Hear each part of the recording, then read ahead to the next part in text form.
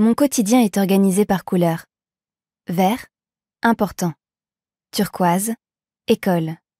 Rose, bureau des élèves de Maxton Hall. Mauve, famille. Orange, alimentation et sport. J'ai déjà fait mauve, photographier la tenue d'Amber. Vert, acheter un nouveau surligneur. Et turquoise, demander à Madame Wakefield ce qu'il faut réviser pour le devoir de maths. Rien n'est plus satisfaisant que de rayer une ligne sur ma to-do list. J'ajoute même parfois des tâches que j'ai effectuées depuis longtemps pour le simple plaisir de les barrer immédiatement, dans un gris clair discret pour avoir moins l'impression de tricher. Quand on ouvre mon bullet journal, on voit tout de suite que je passe le plus clair de mon temps à faire des trucs verts, turquoise et rose. Il y a tout juste une semaine, au début de l'année scolaire, une nouvelle couleur a fait son apparition. Doré. Oxford. La première tâche que j'ai notée avec ce nouveau stylo était récupérer la lettre de recommandation de Monsieur Sutton. Je passe le doigt sur les lettres dorées. Plus qu'un an. Une dernière année à Maxton Hall. Ça me semble presque irréel que ça arrive enfin. Dans 365 jours, j'assisterai peut-être à un séminaire de politique et je suivrai les cours des gens les plus intelligents du monde.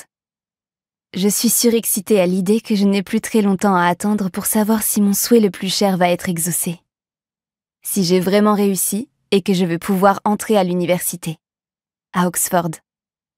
Dans ma famille, personne n'a fait d'études. Et donc mes parents ne se sont pas contentés d'un sourire là lorsque j'ai annoncé que je voulais étudier la philosophie, les sciences politiques et l'économie à Oxford. J'avais 7 ans à l'époque. 10 ans plus tard, rien n'a changé. Sauf que mon but n'a jamais été aussi proche. Comme avant, j'ai du mal à croire que je suis allée si loin. Je me surprends tout le temps à redouter de me réveiller d'un coup et de constater que je vais toujours dans mon ancien lycée et non à Maxton Hall, l'une des écoles privées les plus prestigieuses d'Angleterre. Je jette un œil à l'horloge accrochée au-dessus de la lourde porte en bois de la salle de classe. Encore 3 minutes. J'ai fini hier soir les exercices sur lesquels nous sommes censés travailler. Et je n'ai rien d'autre à faire qu'attendre que cette heure se termine enfin. Je n'arrête pas de remuer la jambe avec impatience, ce qui me vaut un coup de coude dans les côtes de la part de ma voisine. Aïe! Je siffle entre les dents en essayant de répliquer, mais Lynn est plus rapide et esquive. Elle a des réflexes incroyables. Je suppose que c'est parce qu'elle fait de l'escrime depuis l'école primaire.